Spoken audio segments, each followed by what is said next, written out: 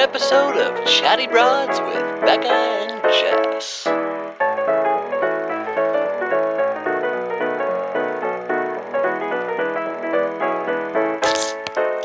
got Whoa. splashed in my eye. It was awesome. If you're not watching YouTube right now, Fuck. we are holding our creepy dolls. And I don't know how you feel, but this is like a big stretch for me. I don't do good with the whole scary stuff when it comes to actual, like I like horror movies, I like Hollywood Horror Nights, I like all that. But when it comes to actual hauntings, what I'm doing right now is just to make friends with the spirit right now. We're holding the dolls, and I'll be honest with you, my stomach is not settled. Do they know? I'm a little nervous. Do people realize what happened? Okay, let's get into this for a sec. So go ahead. Last episode, Evan and I opened up a mysterious package for Plug Something that appeared at Evan's house, which is not a publicly listed address as a way to contact us. And not an address we use for our Plug Somethings. No. So it was very weird that it was there. And then when we opened up the package, there was like no business that was being plugged. It was like this very vague note about welcoming these dolls into our homes or some shit. And they were just like these creepy old vintage dolls. And the dolls, and the note was like, thank you for adopting them. They're going to be a nice addition to your life. Evan and I were not down. So creeped out. Evan and I were not down. And prior, in the start of the episode, Evan and I were talking about scary movies and hauntings and shit like this, and like getting creepy. What would you do if we got creepy notes in the mail and like just started? It was not tight. It was spooky already. We were just already kind of like spooked. And when we got these dolls. So if you watch the last episode, we were opening the dolls like we opened up another Plug Something.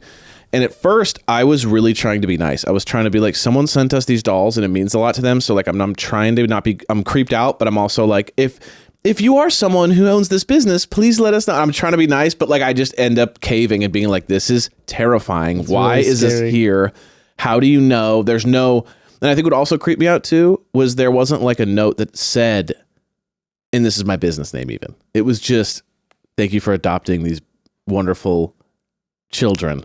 Yeah, it's like, when did I choose that? That was it. And I was just like, dude, later find out that our ladies pranked us. And that's all fun and games if these were normal dolls. Yes. So this is the weirdest part, is the dolls are actually haunted.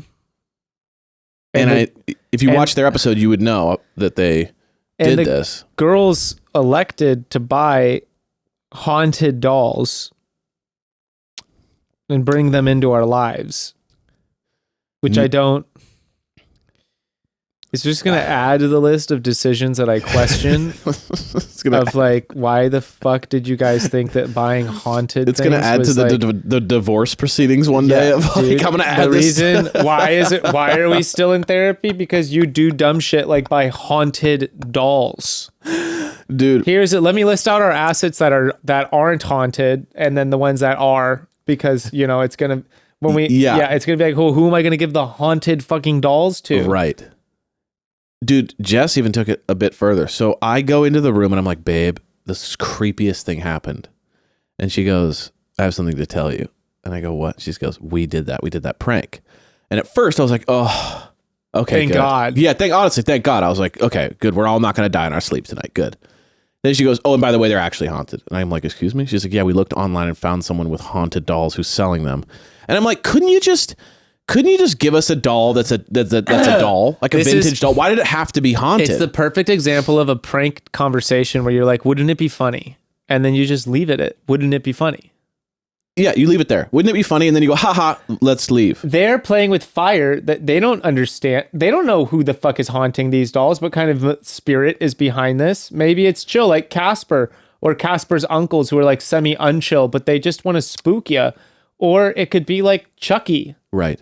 Well, and she goes, well, don't worry because they're nice. And the lady said they're nice. And I go, first of all, according to who? What are the acts of niceness? Could be like pulling one over on us, being like, I'm actually trying to haunt people for real and make their life hell. And so the way I do that is I tell them they're nice. Yep. It's a diabolical plan for sure. Or the demon is playing nice. Or this woman is having her entire life destroyed by these dolls, and so she's soliciting them as being really nice haunted dolls to get them out of here, to get them the fuck out of her life. How do you sell a haunted house? Say don't bring up the haunted shit. Don't bring it up. And then I buy the house. It's my dream house. Finally. And then my whole life's upside down. Every morning you wake up, all your portraits are off the wall, and the lights upstairs keep turning on when you're downstairs. And you hear weird banging noises coming from the basement.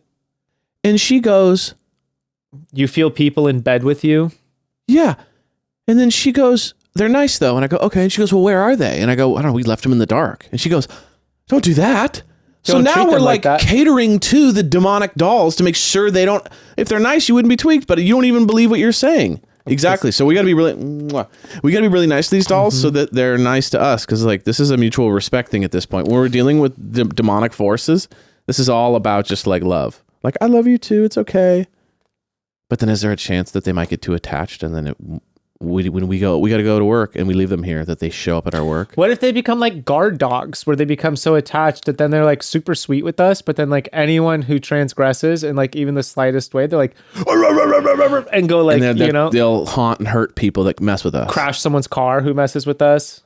Not like kill them, but like wound. Causes them like really annoying like fender bender. Okay. So now they have to deal with that.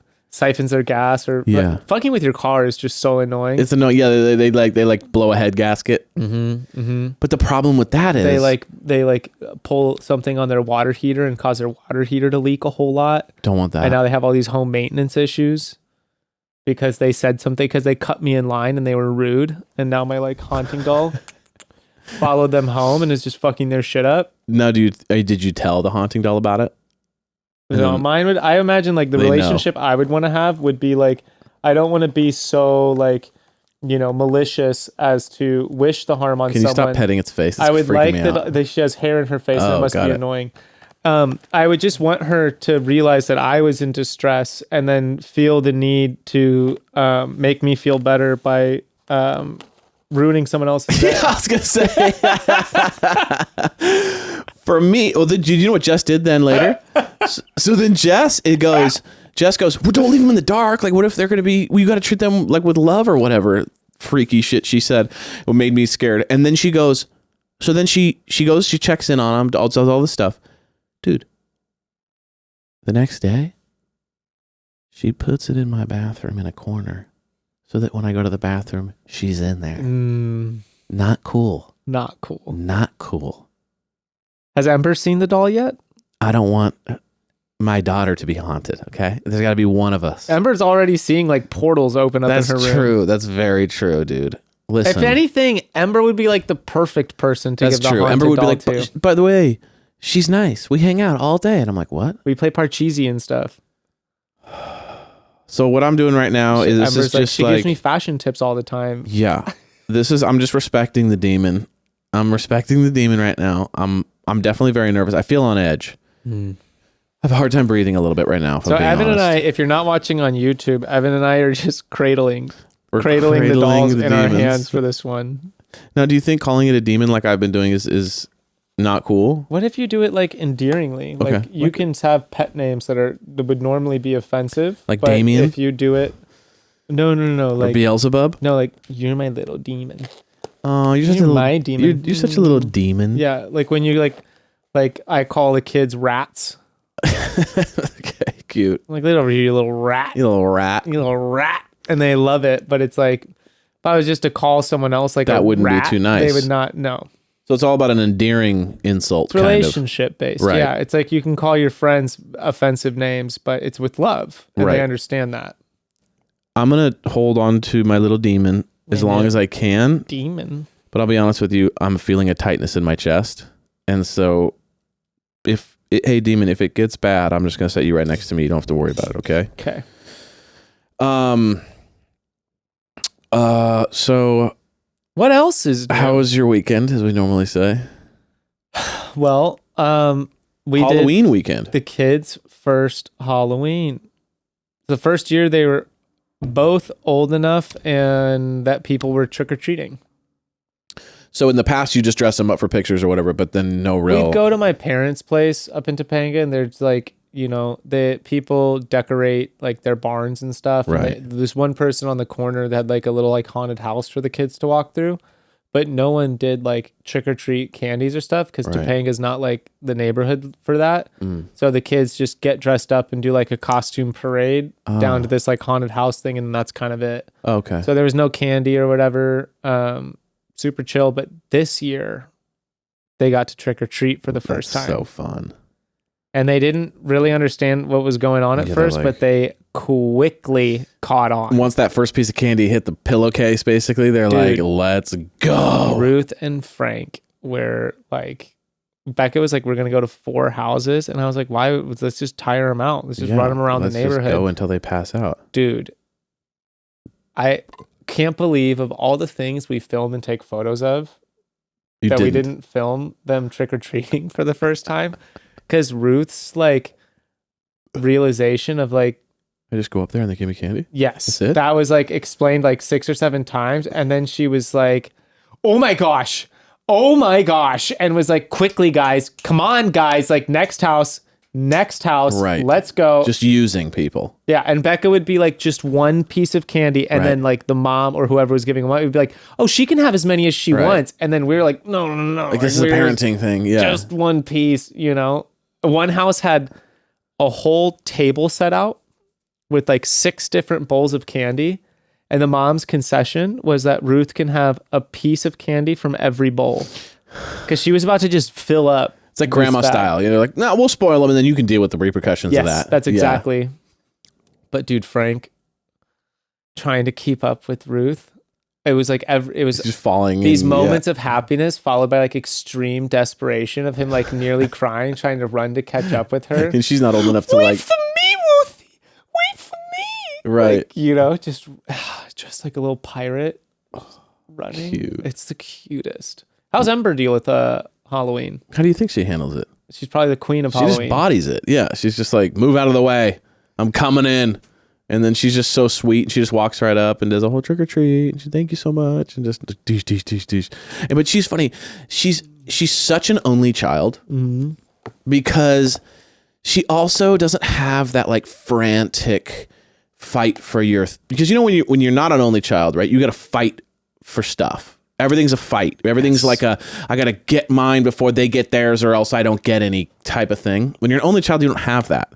So we went to there's this street by our house that's like, I like literally Googled like best street for trick-or-treating near me or whatever. And there's this neighborhood a couple miles away that's like really bougie. Like all the houses are huge. Yeah. You know what I mean? Like super high end. And you could tell they're like generational homes too. So, cause like you could tell that everyone on the block, this is what you do.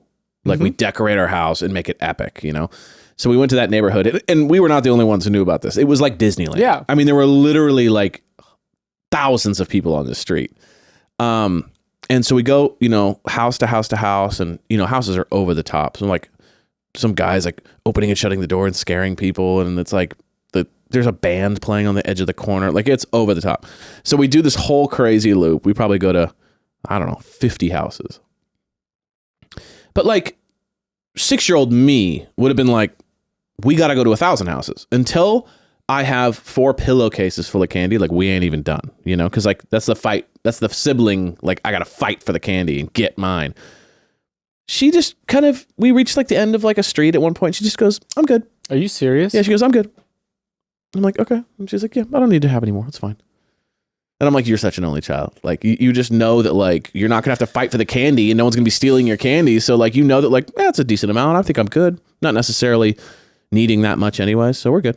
It was so funny. I was like, oh my God, you're already like 15. Halloween where I grew up was like the street you're talking about was all of Santa Monica, basically in between Montana and San Vicente. This huge block. It's like a 26 block area, like 6 blocks long. that entire neighborhood went balls to the wall. Right. And people would basically drive in from all over LA. The first year my mom did Halloween there. Was your house a part of this? Yeah. She said her neighbors, everyone decorated and went crazy. And if you didn't, it's kind of like you're shunned almost. And they had rules. Every kid gets one piece of candy. And the neighbor told my mom to buy at least 3,000 pieces of candy. And it would be like an insane zoo in the street. Like you couldn't drive. Right. All the streets would be closed. There'd be bands playing in people's yards. Wow. Like all this crazy really stuff. Fun. Dude, nuts. There'd be all the high school kids fighting each other. Sure. Like there was the first like crazy fight I saw was Halloween. Right. I saw like Peter Pan slam a dude into a car. You're like, and what just is like happening? be like punching each other. And you're like, dude, what? And then when we got to be in high school, it was like Halloween was like get wildly drunk and like throw eggs at each other over like, you know, all the kids are trick-or-treating, all the parents are out. Like it was just like a movie. Right. And then I took the kids out and it was like 4 houses on each block were like participating and just stuff. And me and Becca were like, bro, next year, like we have to bring the ruckus and like be the party, the Halloween party house. It was really cool, man. It was like, I had never seen a place like that where people are like shipping themselves into. Like I have been to neighborhoods that are nice and people kind of come from other neighborhoods to go to that neighborhood, but never been like, clearly these people drove a half hour to be here. Like it was like an event. Well, this is what I'm realizing. Like now that I have kids, I'm like, no, we got to do the research on like what neighborhood we're going to take them to next year. Because like we had one person come to our house. Because we're in an area where like there's not that vibe. I just had it built in. I was like, who wouldn't go out of their way to do Halloween? Right. That was like, yeah, you're used to that. I want them to have that like nutso Halloween experience. Awesome. Dude, I want to do yeah. Imagine if we produced like a haunted house. Like a real deal. Dropped fucking cash on a haunted yeah, house. like built some it. Like TikTok bullshit and just we're like, yeah, we're going to put like we have an event budget. Right. For every year. This neighborhood haunted house for the 28 kids that are going to come. Yeah. Just blow their fucking minds. Dude. Well, at one point, there was one house that was so over the top. I mean, I'm telling you, like, absurd amount of decorations. And I walk up to the woman who was, like, giving out the candy, and I just said, like, and this is such... it's just, like, an old guy thing to say. And I was like, where do you keep all the decorations? Because I was like, this is so absurd. This is an entire storage unit. Yeah. Just for this. And she's like, oh, it's a nightmare. And I was like, that's so funny that like you're providing so much joy. And in your head, you're like, God, this has been a nightmare. But you have to do it. But you have to do it. Because when you see some little kids like experience. Oh my God, the kids were like in heaven. Dude, and you become that house. The expectation, the bar gets set. Yeah. I used to jump out of, my mom would decorate the house and we had a tree right by our front gate. And I would sit in the tree in like an all black skeleton costume and just drop out of the tree. People would freak out. It'd be like pitch black and just suddenly just silent, just drop out. Oh my gosh, dude, that was so fun. That is scaring fun. people.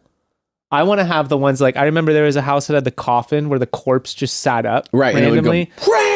Dude, because we'd be in line with kids. You'd be in like these 20, 30 person kid lines for these houses. And, sudden, you're standing there, all of a sudden you just the shit scared out of you. That seems to be less the case. Like, I think people have chilled out on the really scary stuff. Because like we went to this neighborhood that was really over the top and very little scary. It was a lot of like fun. But very little like when we were growing up, it was like, I want to traumatize like you would go, you would see like, you know, like step over like realistic looking dead bodies and just like mutilated carcasses. Like zombie nod. Because I remember when I grew up in Long Beach, there were houses that were like literally like all black and it just said "do not enter." You know, trying to like, but you would go up and there'd be like people in the trees and like people on the porch that were like dead.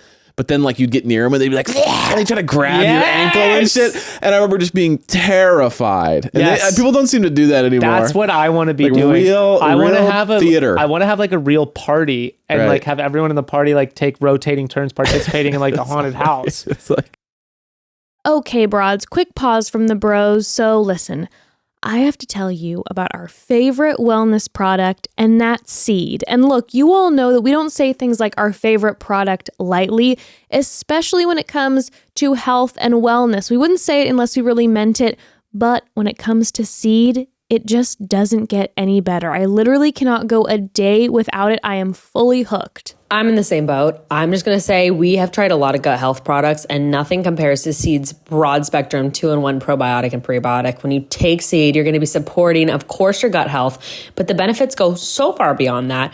You're going to see reduction in things like bloating, supporting better skin health, promoting a healthy immune system. Overall, your body's just going to feel good. In comparison to other gut health products on the market, you're going to see a much bigger difference with Seed, and that's because they've created a completely unique capsule-in-capsule technology, which allows for all 24 strains of specially formulated prebiotics and probiotics to safely make it through digestion and into your colon so they can actually take effect. I'm telling you, broads, I have seen such a big difference since I've made Seed a part of my morning routine. Start a new healthy habit today and visit seed.com/chatty and use code chatty to redeem 20% off your first month of Seed's DS-01 Daily Symbiotic. That's seed.com/chatty. Use code chatty. 20% off your first month. Have you heard of some of the alternative haunted houses out there? What the hell is an alternative haunted house? I just made up the name for it. I don't know what they're called. But there are haunted houses out there that are volunteer based. So it's just people who are like obsessed with horror and they spend like months building them. So like they'll take a house, someone's house who volunteers it, and they spend like months like building it out. And they'll make it for like adults. So it's not meant for kids and fun and trick or treating. It's literally for adults. And it's like you have to walk it alone. And it's like terrifying. And people are allowed to touch you. And like you're like, I'm willing to do this. And they will like take you, abduct you. It's a part of the experience. Like I want to go through, I want to be terrified. I want to like put freezing cold water on you. Like literally it's like a extremely immersive, like all sorts of crazy stuff like that. And like they'll hurt you, but like they know the limits. And you just sign waivers, like just in case you get really hurt, you can't sue them. Like there's like people go deep with this stuff. I like that. You're like, these are great ideas. I like these alternative business ideas. Like these are real off the cuff stuff, real deep, dark stuff. I like, but you know, the kids, what I think is funny is like Ruth is, like we're watching Frozen again and she's scared of the wolf scenes now. She's like, oh, the wolves, Frozen's too scary because there's wolf scenes. You know what movie her and Frank really like right now? Nightmare Before Christmas. Ember loves that. She dressed up as Sally. She was Sally for... Really? She was Sally for... And she was Jack Skellington 2 years ago. So they saw a kid was dressed as Jack Skellington and they were walking by and I was like, Ruth, Frank, it's the Pumpkin King. And they were like, oh my... Dude, they freaked out. They were like, oh my gosh. Like, oh my gosh. Him. Frank was going like, Pumpkin King! It's a Pumpkin King! And they were like, the kid did not get... why they were so obsessed. He was like 6 or 7. They're 2 and 3. Right. But yeah, Frank now sings. He just goes, Halloween, Halloween, Halloween. Halloween. Yeah. Oh, it's so good. It's just like, how do you not find that movie utterly terrifying? It's funny because... But the wolves, like, you know, freaking what's his face getting away from the wolves. Yeah. They get away. Nothing even happens. But then you have like these guys kidnap Santa Claus and give him to the boogeyman, and everyone like, in that movie is like a demented, is dead, but also just like a demented, terrifying individual who's like, I ate brains. I am the clown with the ripped off face. Yeah, and you're exactly. Like, what? And they like their guts fall out. Like it's really scary. But I will say this: I feel like Sally escapes by just jumping out of the window, and her whole body falls apart, and then she like sews her arm back onto her body. She's kidnapped. And she by a terrifying scientist who keeps her up in the... Created her, and she has to constantly drug him to get out. Frog's breath. Yeah. I hate frog. Oh, nothing's more suspicious than frog's breath. Like, dude, that's a terrifying concept. I feel like Tim Burton figured out a way to like show it to where like kids don't get the depth of how demented this is. It's just fun and kind of playful. Wait till we're rewatching Edward Scissorhands. Another really scary Dude, one. what I love, though, about Tim Burton stuff is Tim Burton... You know who writes all of Tim Burton's music for those? Like, the guy who wrote all that? Yeah. The singer from Oingo Boingo. He just did a whole huge Yeah, they concert do at the every Hollywood year. They Bowl. do Yeah. it. One of my best friend's birthdays is Halloween. Element, no. What's his Danny name? Elfman. Danny Elfman, yeah. One of my best friends is born on Halloween. Buddy Matt, happy birthday, Matt. And he, birthday, thanks, big. And he goes like, he's gone to that like a bunch of times. But he's a big Tim Burton. But I just think for anyone who doesn't know who Danny Elfman and Oingo Boingo is, It's a funny, you would not expect it. Oingo Boingo is the band that does Whip It. Yeah, Whip It Good. But that guy who wrote that writes all of Tim Burton's scores. He's like a legendary. Not the lyrics, the fucking scores. He's a legendary composer. Went from Oingo Boingo to This is Halloween, Halloween, Terrifying. Halloween. Everybody screaming. Yeah, you're like, the dude, Pumpkin King. so tight. It's an amazing movie. Yeah. Dude, it's actually really funny. When she was four, I want to say, or 3 or 4, she was in her like daycare school. All the kids are running around in their costumes doing they did like a Halloween parade. Every, girl is a princess. One is Woody. Just like the general children. And then Ember walks in. Jack Skellington painted on stitches and creepy smile, and she's just walking around like, and we're like, that's our kid. Dude, that's sick though. Ruth and Frank were just dressed in what they wear every day. Right. Because Frank wears a pirate outfit every day, like a head to toe pirate regalia. And Ruth wears one of her, I don't even know why we have clothes for her anymore, because we go to the thrift store and buy old Disney princess dresses. And that's just what she wears every day. In rotation. Right. Only those. And she sleeps in them. So Ember went through a princess dress phase where she would just wear the most uncomfortable dresses. She was every wearing day. her bell tiara and her Ariel dress. And someone was like, "Oh my gosh, are you Ariel? Are you?" She's like, "No, I'm a mermaid princess." Right. And they were like, "Wow." And You're I like, was technically you're except right. I was telling him, I was like, "Yeah, except she dresses like this every day." Yeah, like this is her. So and they were like, "What about him? Like, is he the?" And I was like, "No, he also dresses like that every day." I was like, "The dress up thing isn't really special to them about Halloween. They're just psyched about the candy." But Becca and I were saying, like, for future years, we want them to have to make their Halloween costumes. Oh, nice. So they can't just be like these generic store-bought ones. It's like, make something. Yeah. Man, we're dads, Such dads. We're such dads. It was so funny. We were reminiscing. We were like, we used to go to Halloween parties every year, like in Hollywood, and now we go trick or treating. And it's like how now the life Halloween changes. Now the Halloween party is going to be about scaring the fucking pants off these kids. I'm like dedicated on it. My buddies will be so into it. Children. It's a good time. Everyone's too sensitive. I'm so sick of it. I'm so sick of it. Like I was thinking about, we're going to paint some murals in the gym, and I want the, like, just, whatever, the hype up stuff. And the sign that I want to paint in my weightlifting gym, just me painted on the wall, like not even nice. Just put, shut the fuck up, do it. Do it. Shut the fuck up, do it. Just do it. Or just STFU, do it. I'm just like on a wall. And if someone's like, that is inappropriate, I'd be like, fuck you.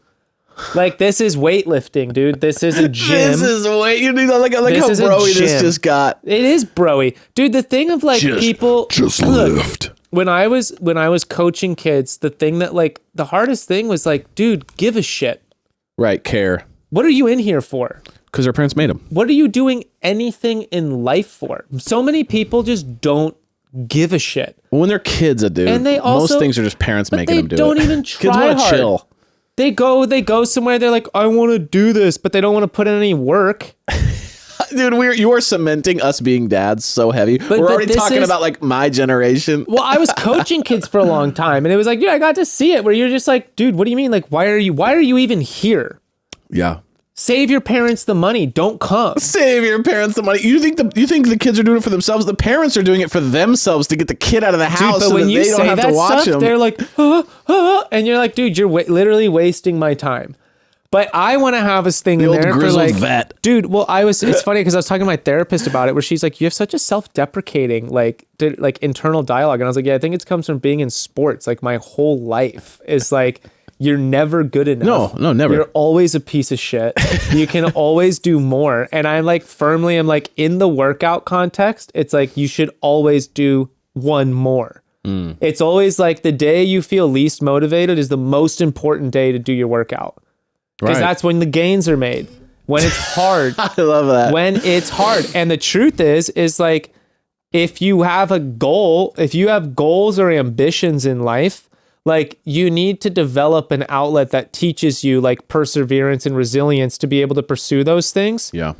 At some point before you decide that you're going to pursue a goal. For some people, it's sports. For some people, it might be art. For some people, it's whatever. But there's a thing where there's a process you go through where you're electively going through a trial and error and repeated failure of like, you're not going to get it right 100 times over to finally get something right and build a skill. And like the thing is like the language around that, the like motivational language around that is a lot of like, shut the fuck up and do it. Like, you're never going to learn to do anything by just being like, it's hard. It's like, yeah, no shit. Are you going to like I had this vision of doing this sign that was like, you know, climbing is about falling. What's important is like what happens after you fall. Is that it? Or are you willing to fall again? Because that to me is like real strength, is the Batman quote of like, what happens when we fall down, Bruce? Like, we pick ourselves up and you do it again. It's like the horseback riding one of like, you have to get back on the horse. Like, I feel like we've just coddled so many kids from like whatever people had, whatever the generations before us, awful trauma and shit. But it's like, now we're teaching kids that it's like things you just come, like a kid's having a hard time and you just come and like give them a hug and like shelter the shit out of them and like hold their hand through every single process. And it's like, life isn't like that.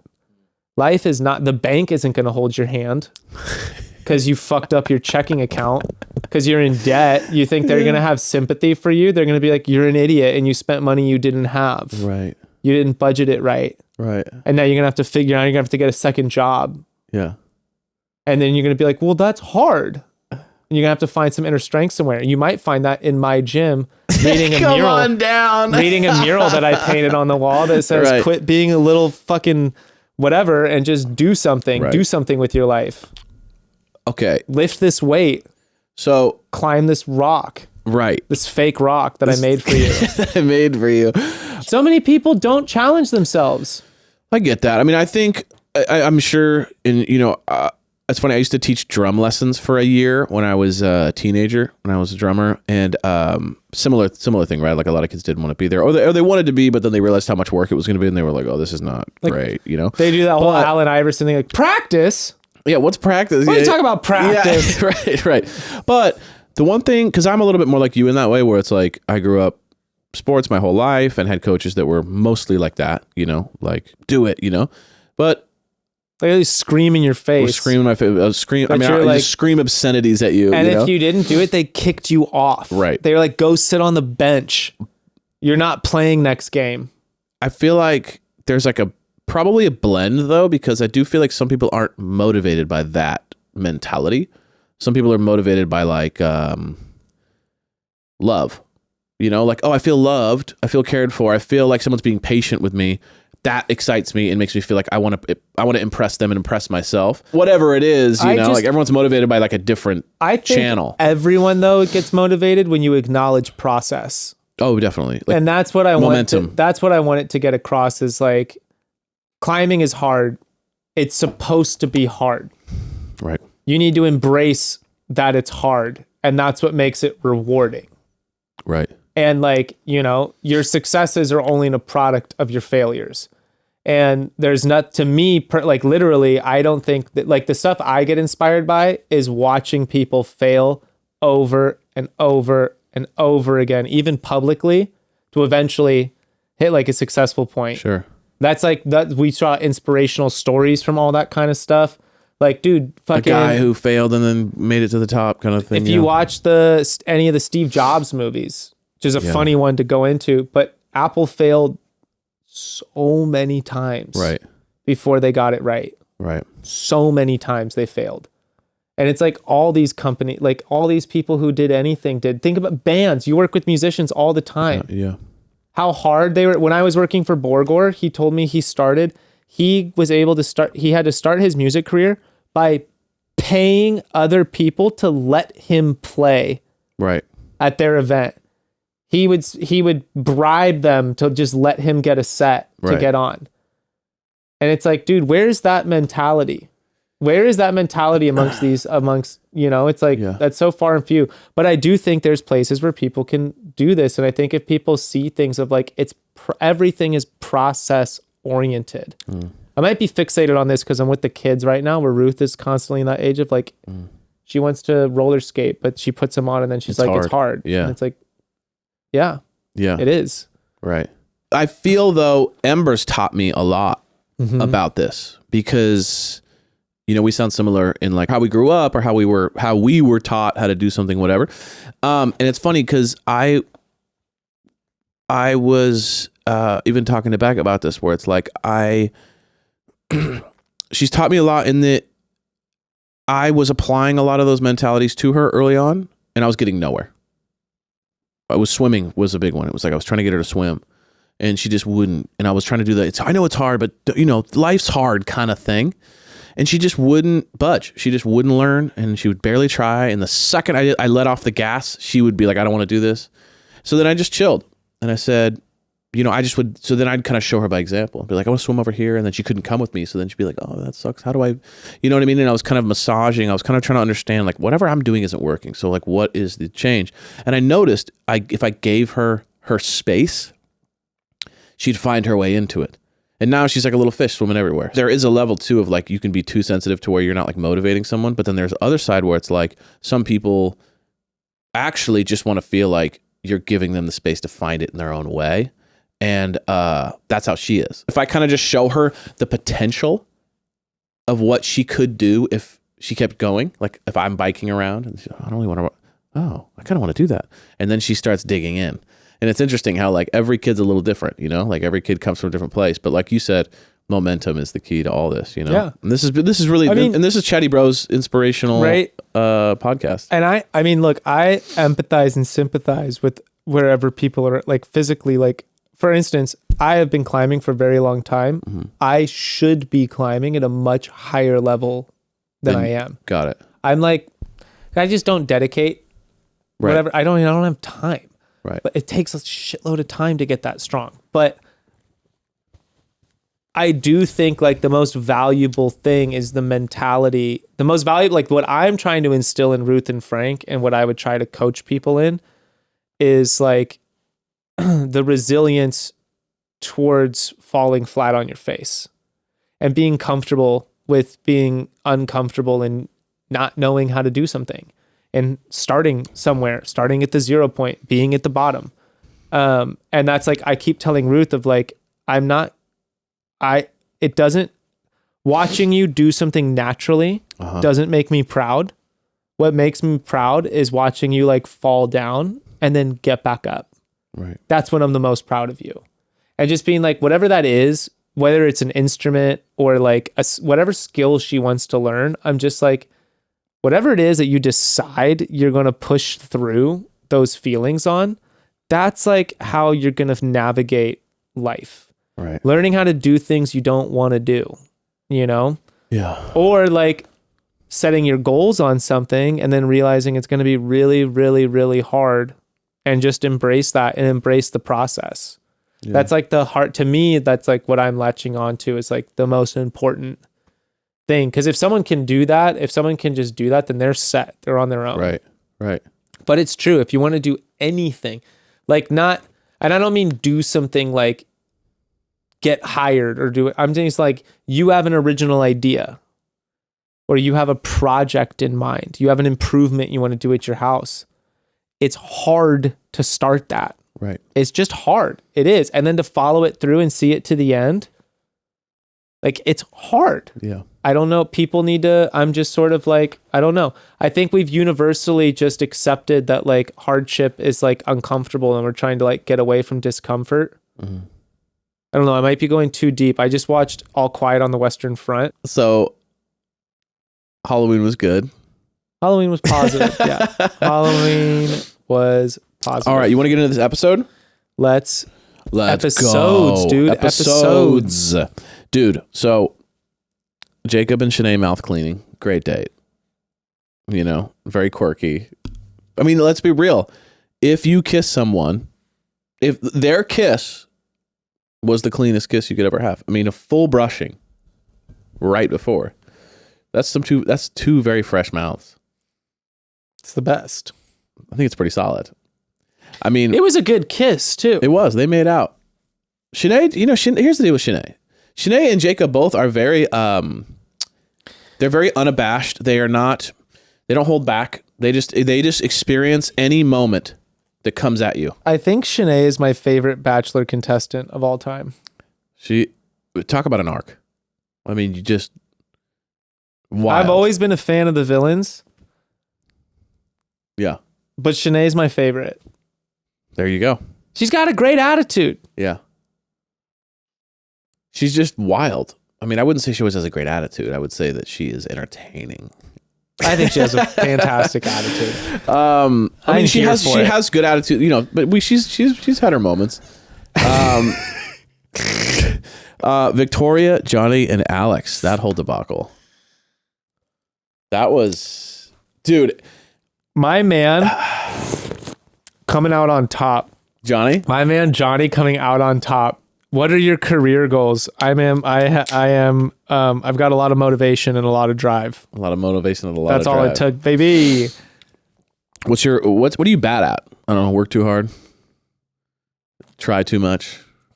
I just love the question. What are your career goals? And it's like, It's like, dude, that's a stupid I'm question. really inspired by things. I daydream a whole lot. Like I've got this journal with a bunch of good ideas. You should see how many ideas I have.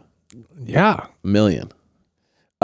She bought it. She bought his ideas. Well, what's crazy is like, clearly this was a head over heart situation, right? Where like her head was like Alex, right? Alex is the perfect husband. He's got his shit together. He's, you know, assertive. He's handsome. He's got all these things. And then Johnny is a little bit more that young, loose cannon vibe.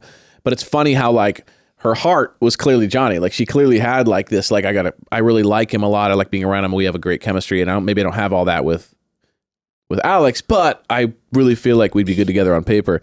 It's funny because Alex came in and was killing it. He was like assertive. He was trying. He was like taking her on little dates. He was being sensitive. He was killing it. And then I just thought it was over for him. I thought it never works when the person becomes mopey, You know what? and they become negative, because then the person's very attracted to not that. And then she just fully chose Johnny. I was like, holy but shit. you know why?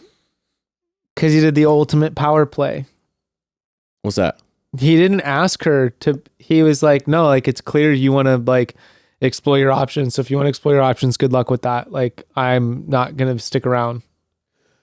But we see later Whereas, that doesn't like- always work. No, but Johnny he threw that card on the table. He hedged that bet. And dude, I am going to stand by. There's nothing sexier than what you can't have. And Victoria is used to, I guarantee Everyone like pawning pandering all over and doing her. this Yeah. thing. And Johnny's like, I don't give a fuck what you say about me. I don't care if you say that I'm younger. I don't care if you say that my career's not there. I'm not going to dance in this like horse and pony show to prove to you that I'm the guy you should be with. If you can't realize that, go have fun exploring your other options. I'm out. I've got different things to spend my time worrying about. Right. And that was like, he might have been mopey, but that was his attitude when she was talking to him. He's like, cool, go explore your options. Right. And she was like, the fuck? And now he's in the position where Right. like someone comes and tries to take Victoria on a date and she's like, no, I'm good. And he's like, that's my girl.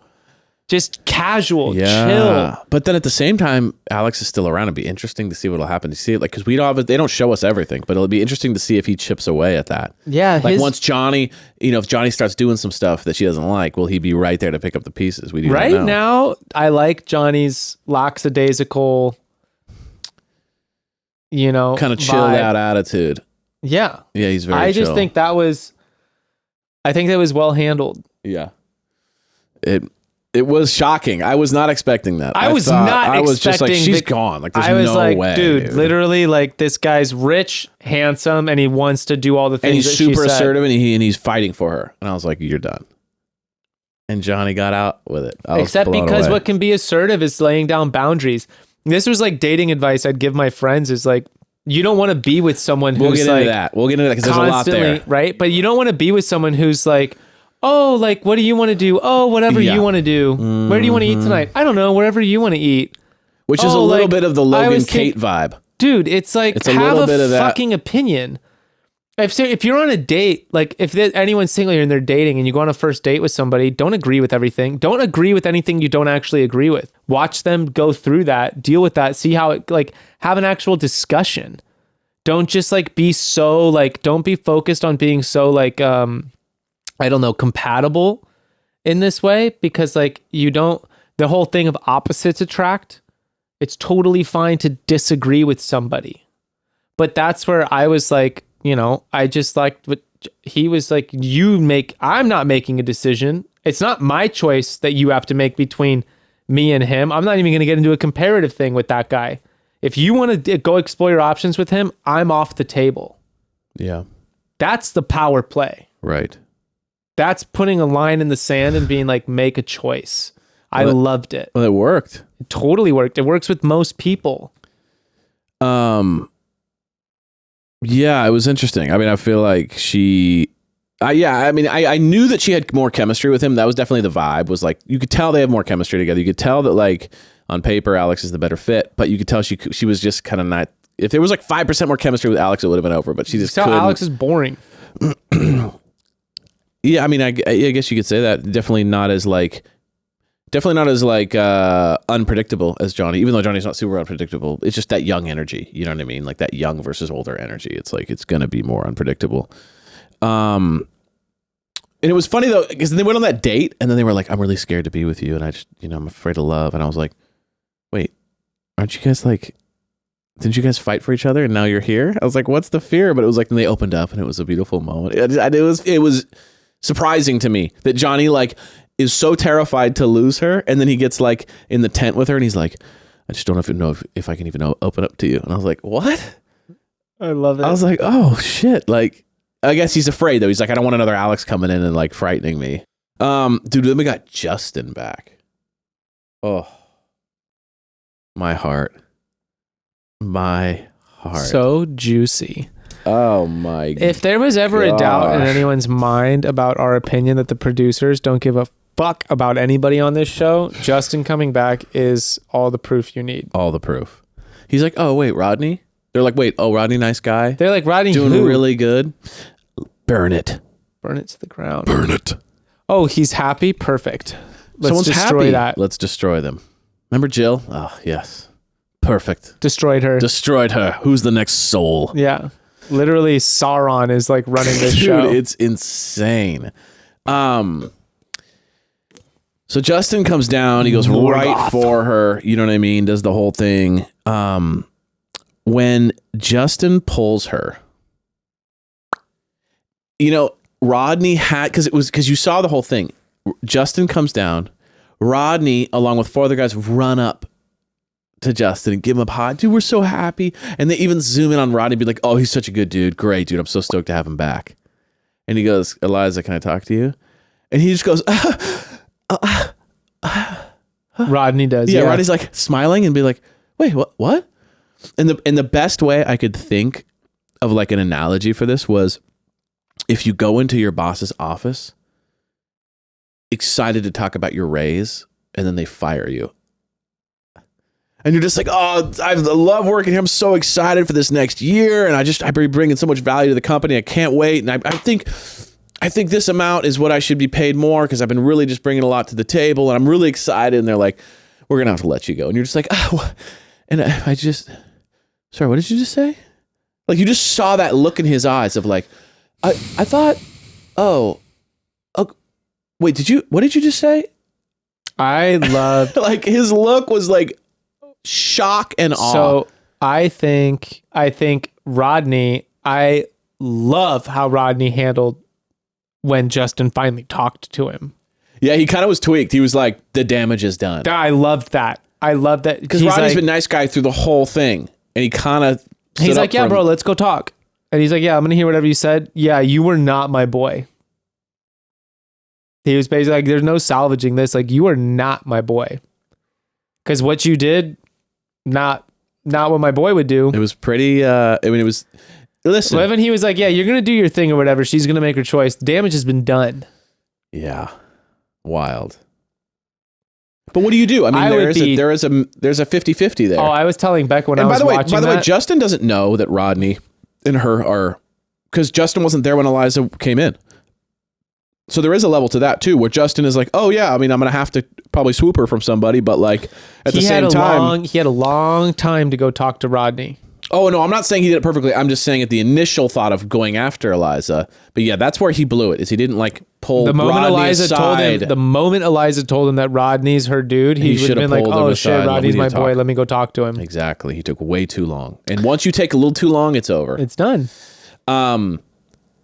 It's a perfect example. I mean, the catchphrase isn't you can't say it anymore, but so we'll say you mean friends before love? Yeah. He did that the reverse. He did the reversed. He's your friend who you like have been friends with for a long time, and then the moment you broke up with your girlfriend, suddenly he's hooking up with your ex-girlfriend. Right. You're like, yeah, the classic like, hey, do you want to talk? I'm so sorry, you and Gray. Like, I know that you guys are going through some stuff. Come here. You just deserve that. No, but I don't think it was that. I don't. Well, no, because he wasn't watching them date. No, he just came up and said they were in the middle of dating, and he just said, "Hey, I really like you," whatever. So it was different in that way. No, it was more so the like you've been homesick, like you were out of school sick for like a while, and your buddy just started a relationship with this girl, and then you come back to school, you're not sick anymore. You meet this new girl, and you're like, "Dang, like I got something with this girl," but then she's like, "Hey, like I've actually been seeing this guy," and then in your head you're like, "Oh, that's my best friend." Right. But fuck him. I am into you. Yeah, right. I'm going to throw all the history I have with him away. Except it was more like you've been developing this relationship on the playground with this girl, and your friend just walks right up to her and says, "You want to date me instead?" She goes, "Maybe." Your friend comes up. You're trying really hard. Like you've been putting in effort. You've been making her feel special. You've been doing all this stuff. And your buddy comes up and he just goes, "What's up?" Anyway. Yeah, exactly. And then that's what works, you know? Sadly, he's got his hair across his eyes, skateboard in his hand. He's like, sup. And I feel bad. What's your name? Cool. Yeah, what's your name? What's your name again? What's your name? What's your name again? And she's like, we've met like a million times, but like, this is my name. And he's like, cool. So anyway. But the only difference in this case is that it's actually the opposite energy, because she was wanting a more assertive person, and he comes in right for her and goes, "I like you. I'm fearless about it. Let's go." And he is killing it. What she's doing is playing games. But let's talk about Justin real quick. Justin is killing it. Like when it comes to like going for it and then making her feel special and making her feel wanted and fought for, bro, he's killing it. He's taking her on all sorts of little moments. He goes on the date. He hangs out with her. He constantly, there's tons of footage of him pulling her and saying, "Hey, how are you doing? I like you a lot." Whatever, kiss, kiss, kiss. Like he is putting the groundwork in. And dude, she's made her mind through up. She's made her mind up. I feel bad for Rodney. Dude, there was a moment when like he was dealing with the conflict. He was so much more comfortable in that position than Justin, when he just handled just that moment of just, damage has been done. Yeah. And the eye contact he gave him was like, "You're not my friend." And Justin was like really off put, and Rodney's just like, Rodney was so comfortable in that confrontation. But just that like looking at him and just being like, "Yeah, no, this is the choice you made. This is where we're at now, and these are your consequences." Is like, "You're not my boy." Yeah. That's hard. I feel that's hard to do. You're right. And I do feel like there was a lot of things packaged up during the whole confrontation of her saying like, "I want you to say don't go, and I want you to do this." And he's going, "Well, I want to be cool." I think to be honest with you, I really appreciate it. Sorry. It's just what's her face who was standing up really hard for him, being like, "Dude, like, what are you expecting from him in this position?" Well, it was Genevieve, I think. There was definitely a lot of Genevieve talking about how she hopes they stay together and how Justin doesn't deserve her and all this stuff. Which obviously is loaded because they have beef. But so like in the beginning, I had a bunch of opinions about like how they had their confrontation. And I was like, I see both sides, but I also see how she's this, or I see how he's this, and I understand that. But like when I'm now that I've seen the second episode and seeing how they continue to talk about it and how the whole thing goes down, and I feel like you could criticize people in the situation for whatever happened, But what I'm truly feeling a little bit of is that like Justin is ticking a couple more boxes for her that he wasn't. And there probably is some truth in what there's definitely some truth into what she was saying, which is like, I want you to be more assertive. I want you to come after me. I want you to chase me. Like, I want you to want me. And I feel like you're just kind of so passive about our whole thing that like, I need you to like, not just be Mr. Nice Guy all the time. And I understand that 100%. But I bet there is a level where it's like, there's just a couple extra boxes that Justin is checking and they're trying to put words to it and they don't want to hurt everyone's feeling. But I bet she just had a little bit more chemistry and like, you can't really like, and you can blame it on a bunch of different things, but it felt like that was just the thing. The truth is like we're seeing people self-conscious about being on TV. Because Rodney was literally like said to her, he's like, dude, like I just didn't like, how am I supposed to handle that situation? Like it's a catch-22. Is like if Rodney's overly like protective or is like, no, you can't. Right. Do that. I don't want you to do that. If you do that, like I'm going to put all these things you see in The Bachelor, in The Bachelorette, you put contingencies on there, you put parameters and like all these boundaries on like how your relationship functions. It never works out for anybody on this show. And in Paradise in the past, anyone who's been like too possessive, it backfires. And she was so ambiguous in what she was like. She's like, I mean, do you want me to go on this date? And he's like, of course not. But like, if you want to do this, you can do it. And he was like, I want you, if you feel like you want to explore an option and you choose me at the end of the option, then that really means something. And if you have an inkling to explore something, then I'm not going to stand in your way to do it. And she wasn't explicitly clear enough in my mind to get him to realize that she was like, I want you to fight for me. All I want for you to say is don't go. She never like really said that. She totally did. She totally said, I wanted like, you to say don't go. Yeah, after the fact. Right. But otherwise I'm like, no, you're playing games with him. But at the you're same playing games because he also said to her, he was like, but like, how would that have looked? He literally said to her, right. How am I supposed to know that? How am I supposed to know that there's so many things to be aware of? But I think this is a symptom because the exact same thing happens with Logan and Kate, right? She literally says, you said it's, you won't, like, she basically, because what's basically happening. I'm not here for any of that. But here's what I feel like is happening. That like, if you take the isolated incidences and say, oh, what they did was playing games, or, oh, that was whatever. I feel like what they're just feeling is, and I think you could argue that the way they go about it isn't the best way to go about it. And it's kind of like young feeling, where it's like, I want you to want me. So I'm going to play, I'm going to do this thing to kind of, right. And there's an argument for that. But more what I'm getting at is like, what clearly seems to be the case is that these ladies are feeling like their guys are very lazy and that they got them in the bag. And so like, there's this thing of like, there's other guys who want us, and like, you guys aren't putting any, like the second there's no more guys in the picture that are threatening, you're not putting any more work in. Like you backed off entirely and you're just chilling on the beach all day, hanging out around. And I feel like you were giving me so much energy right up until there was no more threats. And then you back off entirely. And so I think there's this level of them going like, I have now someone else that wants me. Are you still bringing that energy? Or do you just think it's like, I got my old lady with me now. And guys, I think that like, and we're talking like, this is days, right? We're not talking years of a relationship. We're talking like 2 days later. This is guys' brains 101. Right. And so I think that they're kind of going, yo, still chase me a little bit, still have that energy towards me. Don't give up so easily just because there's no. So then both the girls do the exact same thing. They both accept the date, hoping that the guys will kind of wake up and be like, no, you're my girl. They probably see the energy of Brandon giving it to his girl, and they're like, we want that. Brandon and Serene can get the fuck off the beach. That's what I mean, though. But like, they don't. Brandon, first off, Brandon can't do wrong in any woman's eyes. But Brandon put Every the work woman in is in love with and Brandon. has put the work in from day one. And when she Absolutely. walks down the beach, he's running into her arms, and like, he puts the work in. So I think a lot of these girls are seeing that and being like, I'd like a little bit of that. My vibe, I mean, has Jess gotten on you about that? Of being like, make me feel pursued. Of course, there's been sections of our marriage where like, it's like, yo, where's the pursuit? Where's the romance? Talk about whatever. A played out song. No, but it's true because we all have our like. But no, like guys can really get down this thing where we just get complacent. This is guys' brains 101 is like, it's decided. Right. What do you mean? Like, you're going to be there. It's this thing of like moving in with someone. My buddy told me this where he never wants to move in with his girlfriend. It takes him like forever to move in with any girl he's dating. Because he knows he'll just kind of he's like, sign dude, off. the moment I do, It's just we're I lazy. am guaranteed to see her. And all of the excitement of like looking forward to seeing her, planning things, making her consistently see how good of a guy I am and all this stuff. The facade's gone. It's all gone because it's guaranteed. It's guaranteed. And we're lazy pieces of shit if you're like us.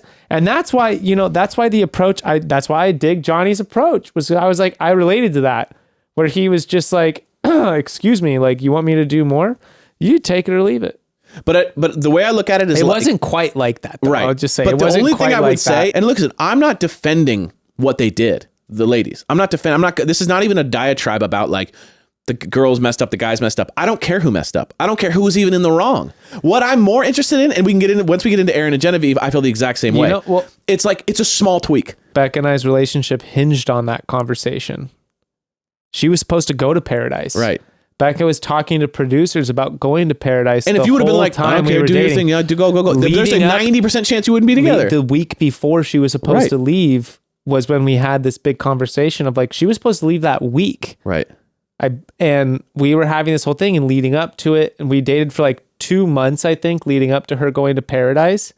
And the whole plan was she was going to go on paradise. And it was like this conversation of like, yeah, no, I know that you have that coming down the pipe.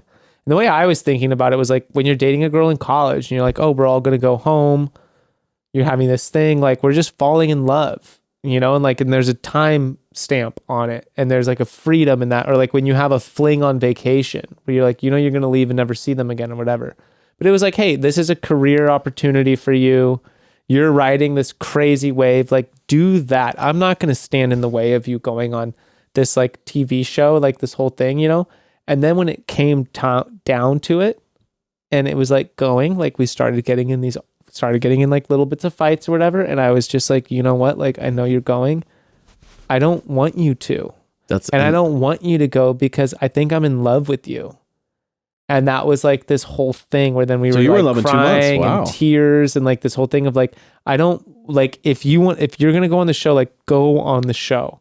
But like, I can't tell you that like, I don't want you to anymore. She was telling me she was torn on the like, why would I'm in love with you right now. Right. Why would I go on this other thing? Like it just suddenly. But if you were like, I don't care, it's cool, whatever, then she'd be like, oh, maybe he doesn't feel the same way. So and then can we go to the moment? Can we go to the big moment? Because this is, if we're talking me and Becca, if anyone wants to know what our relationship is like, Aaron Genevieve argument is verbatim, word for word, and repetitive arguments we have had. Right. That is our relationship. To a T. Right. Is the like somehow getting on the wrong page and then being like, I care so much because I love you. And then being like, oh, fuck, babe. Right. But also what he's putting his foot down on, the trigger for him, me 100%. What he saw red on, what he saw the absolute no-go boundary line was like, I am exactly the same way. How funny. Do not come between me and my boys. My favorite, the start of it, Pacificos and Pool. If Pacificos and Pool? No, not even Pacificos. Pacificos and Pool. Dude. I had the subtitles on and it said Pacificos and Pool. And I was like, that's so... We need to try to get them on. I know, dude. But there was so many... I kept writing because there were so many subtleties in the argument that made me laugh. Because it was like, it started off with like, again, when you're out of it and there's no emotion attached, you're like, there's a million ways this could have ended so cleanly and easily in 2 seconds. Right? Mm-hmm. Because she was, I will say, she was super calm and super mature how she approached the situation. She didn't freak out on him. She go, what the fuck is your problem? He's the one that snapped. So she was just being nice and said, I want to spend a little special time with you. Can we do that? Basically. And he's like, let's bring the boys, right? And so she's like, without asking, right, without asking. Bring the so boys? He totally blew it, right? And then she just goes, hey, like, I'd like to spend more than 10 minutes today together. Like, can we have a moment? And he just looks at her and goes, are you seriously doing this right now? And it was just such an over-the-top response. And I've definitely done that before. Like, especially they've been drinking, whatever. In front. And Victoria and Johnny I don't know, going, and she's just like, what? Johnny, Like, I loved Johnny's response. This whole thing is ultimate your boys coming first.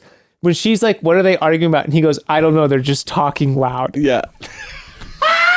That was we can all hear exactly what they're saying, but we're not, mom and dad are talking loud. Right. We're just going to let them talk loud and not listen to whatever it is. Even though I Right. was so down for that response. It was so And funny. I love that they're as far away as me and you are. Literally. Full-blown fucking fighting, and there's 30 people on the bed. That is me and Becca So, to a T. yeah, no fear. And it's funny.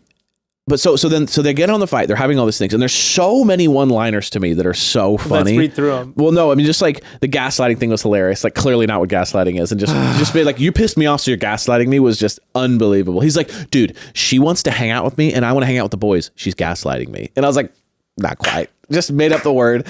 But are you really doing this? Killed me. You make me feel like I did something wrong. Was a hilarious. that. Like, it had nothing to do with that. She was just like, I need a little special time with you. Oh yeah, no other dude's girl is mad at him, but you're always tweaking at me. You know what I mean? Yes! It's like Comparing to the other relationship. And it was so funny to me too because it was funny because like she wasn't even mad. She wasn't tweaking at him. She wasn't screaming at him. She was just like, hey, can we spend a little more time now together? She was guilt tripping him. It doesn't matter. She wasn't like later on they got into it, but Don't say it doesn't matter. Do you know how many times I've died on this hill? Hear me out. It Hear me matters. out. Hear me out. She was flawless for those first 5 minutes. Mm-hmm. She didn't say anything wrong. She didn't go, you've been doing this all day. You're lame. You didn't. She literally just said like, I want to spend a little time with you. And I feel a little bit like rejected. It was literally that sweet. And he's like, are you seriously doing that? No one's mad. You're mad at me all the time. Like he just was like down her throat. Like clearly they had been fighting. So like he was on edge. But what killed me was like in that very moment, all he had to do to solve the whole thing was be like, oh babe, yeah, I'm so sorry. That was kind of an error of judgment. Let's go grab a drink. Spend 20 minutes with her. Go back, we hang out with everyone, all over. Yeah. But instead, he's just like, I'm not having this. And it killed me because it just reminded me of me when I was young, when it was like, instead of small fixes, she just clearly felt like she needed a little attention. If he gives her 30 minutes of attention, it's all over. They're connected. She feels good. We're back to... But instead, let's fight for the next 3 hours and blow the whole camp to pieces. And it was just so funny, what's being triggered is him being like, yeah, that whole week you were gone, women were pursuing... I was doing things. You're just talking about... Do you know how many things I do for you all the time? And you want to talk about spending time together? We've spent all day together. Right. What are you talking about? Was the ultimate... It pinged that self-consciousness of like, is it never enough? Are all the unspoken and unacknowledged things I do not enough? Can you not see the things, how many sacrifices and time and energy I put toward that? Was like, yes, I mean, everything you're saying is 100% correct. I just know where Aaron's at. Even if he's in the wrong, I know where he's at on that. But what's stand up, all of that is forgivable. All of that's to the side because it's miscommunication. They're just on the wrong page. My favorite part is the moment reality hit him. And when Genevieve packs her bags, is walking down the line, and this fool comes up and he's just like, what's up? What are you doing? And she's like, what do you mean? And he's like, yeah, like, what are you, like, the whole thing? Rewind. What? Because right before that, there's two quotes to me that step out as the pinnacle of the quotes. And both of them happen. They're so fucking funny. The number one, my favorite moment in like a funny way, which was just unbelievable, was that they're fighting, right? They have this moment. She's packing bags. He doesn't know yet. Then he kind of knows, and he's sitting by the bar. And Victoria has talked her down off the mountain. Mm-hmm. And Victoria goes, just talk to him. And he's chilling there. And she walks up to him and he goes, hey, can we talk for a minute? And he goes, yeah. And she goes, why did you do that? And he goes, well, this was like the most melodramatic of all time. I loved Is it. that like, well, I mean, what? I can't on my own time have my own time. It's all about your time and you can't have your own. And I was like, bro, like that was the most dramatic shit I've ever seen in my life, is him going like, wait, so I can't even hesitate. It's all about your time. I can't even have my own time to talk about this. And that's it was just like, oh my God, bro. She's trying to reconcile with you. It was verbatim quotes for me when I'm mad at Becca. Becca tries to come up and be sweet, and I go, don't talk to me. Don't touch me right now. I don't like you. I'm disciplining you. No, I literally say to her, I go, I don't like you right now. And she gets like, what? And I go, I'm not receptive. I am mad at you, and I don't like you right now. And I just walk away. And I'm just like, right now, no. I'm not, like, if she were to come up and be like, can I talk to you right now? I'll literally have to be like the default, the partner of me is like, yeah, any time of day, like you can have my time. But from counseling stuff or whatever is just like, I have to cool off. Oh, okay. And so if there's a thing of like, hey, are you receptive? It's like, it's not constructive if I just like force it, because I'm not in a calm, receptive mindset. Yeah. I'm in hyper defensive, flip out mode. And that is literally like the nicest way I can say it is just literally like, I don't like you right now. It's just, don't talk to me right now. I don't want to be around you. I don't like you right now. And I do it like all like little kid when I'm just like, no. Frank does this where you try to deal with Frank and he goes, no. Yeah, just that's angry. how I am in that moment. And so then she runs off. She's leaving. Aaron. He stops her again and they're fighting. And then his sermon about his happiness was insane. Him watching her with her bags and he's like, what are you doing? Yeah. Are you serious? Are you serious right now? Dude, that literally, I was like, dude, this fool. Oh, I was like, the other quote I just wanted to mention that killed me. Are you serious? Are you serious? The other quote that killed me before the whole bags, before she was leaving, was he goes, honestly, like, she makes me feel bad like all the time, and I make her feel good all the time. Yes!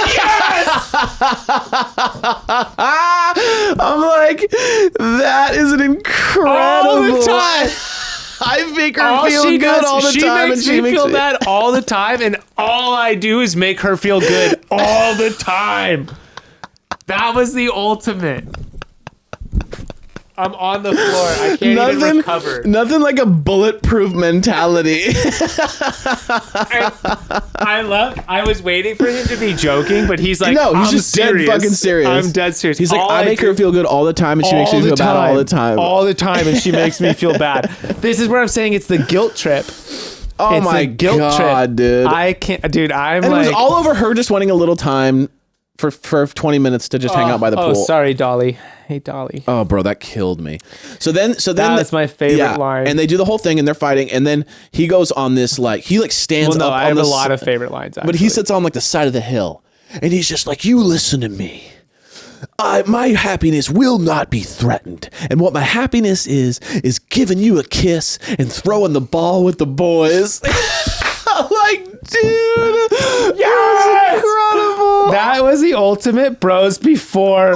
That was like, but dude, he was literally like, if you're telling me right now that our relationship means no boys, no relationship. Yeah. And he was literally in the like, if like there has to have been a girl in his life who just made him never hang out with the boys. Put the question in front of him. It's either them or me. Mm-hmm. I had a girl do that to me. Snap me out. She literally, I was at this boarding school with my best friend, my number one, oldest, day one. We were in this like reform boarding school together. And there were like 30 guys and like 6 girls.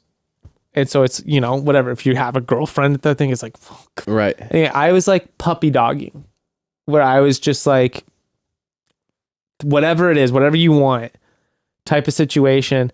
And at one point, like my buddy, we were like getting more and more distant and we were talking, and then I went to see her and she was like, our relationship was like fringing or whatever. And she literally said to me, it's either like, it's either him or me. Right.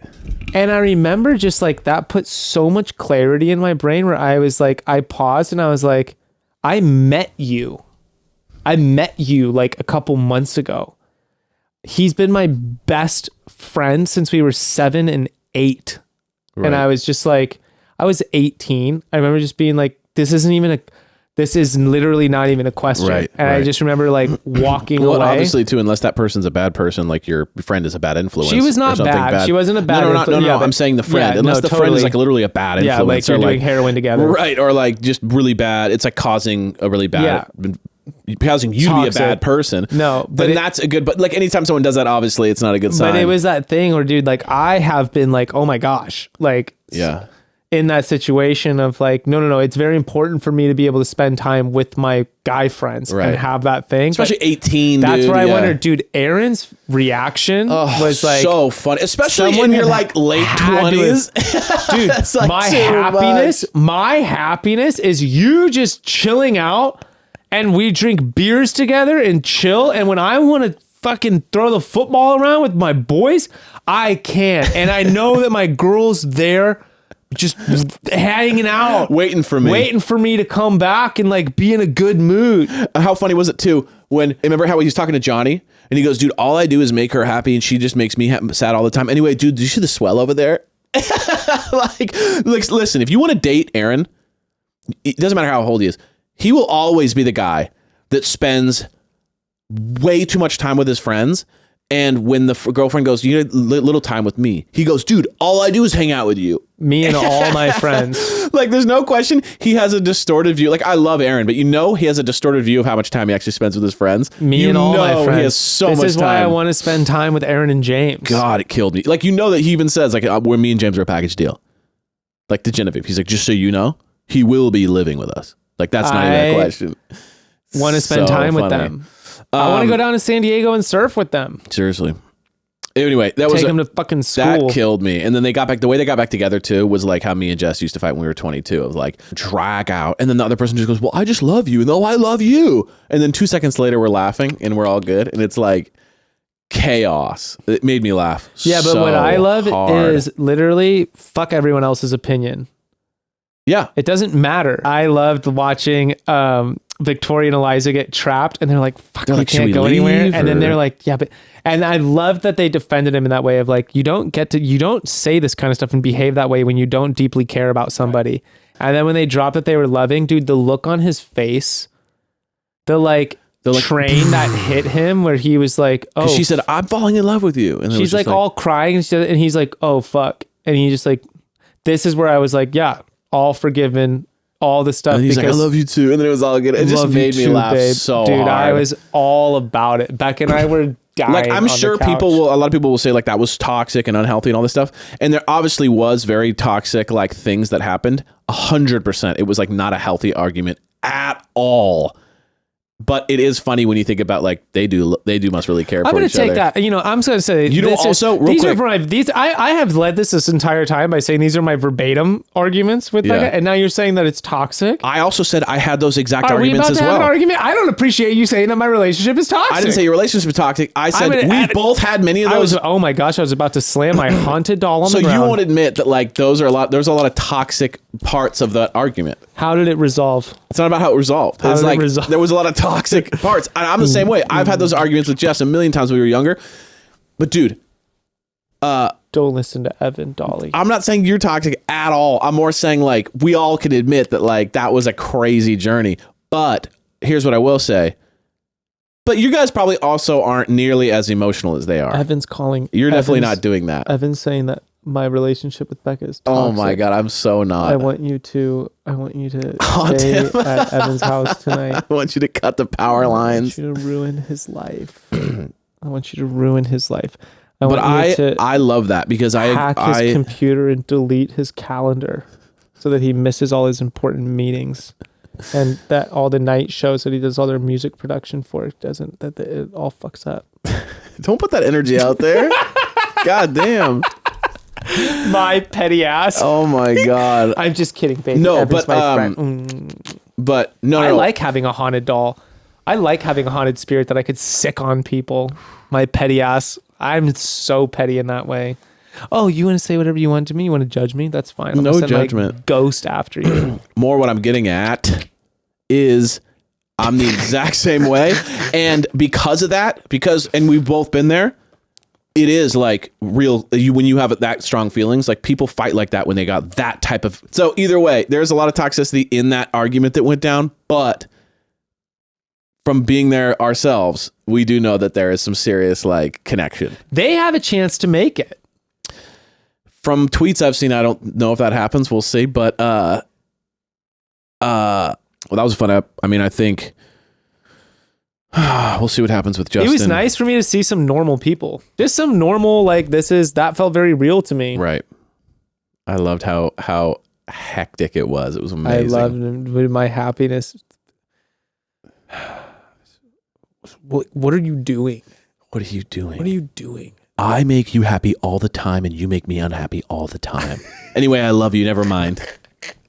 And all you do is make me feel bad. Yeah. And all I do is make her feel good. You're making me feel like I'm doing something wrong. I mean, the quotes were endless. They were amazing. And then I love 3 minutes after the most intense fight of the season, he's picking her up and she's straddling him and they're kissing. It's just beautiful. Chef's kiss. Chef's kiss. We love you guys. Great episodes. Dude, this season is unprecedented in just action. It's true. It really is unprecedented. We didn't even get to the twins' whole situation. I mean, I didn't feel like it was like positive epic. attitudes all around. Positive Good attitudes. Job. I thought Good it was job fun. on them. Yeah, I mean, I feel like they just came in. The two ladies who aren't with they Pulling they some definitely cougars, shocked us. dude. They shocked us with the love. You know, Kate. You know, didn't the whole it's like it didn't work out for Justin. Or it didn't work out for Roddy that she's like went with Justin. It did work out for Logan that she went with him because it was like she was like ugh. It was like, okay, Logan got lucky there, so he better step it up because if this happens again with someone she might connect with, like danger. Alex might swoop in. You never know. I loved that they were like, I'm Italian. And then he's like, oh, like I'm from Italy. And then he's like, well, I've never been. I've never even been to Europe. That was the funniest thing is Yeah. like, bro, you're not from Italy. You're Italian. You're not from Italy. Yeah. Like it's not being like growing up in like little Italy is growing not up the in same Staten thing. Island is not the same thing as going to Italy. All right. We love you guys. Have an amazing weekend. We'll see you next week. Bye.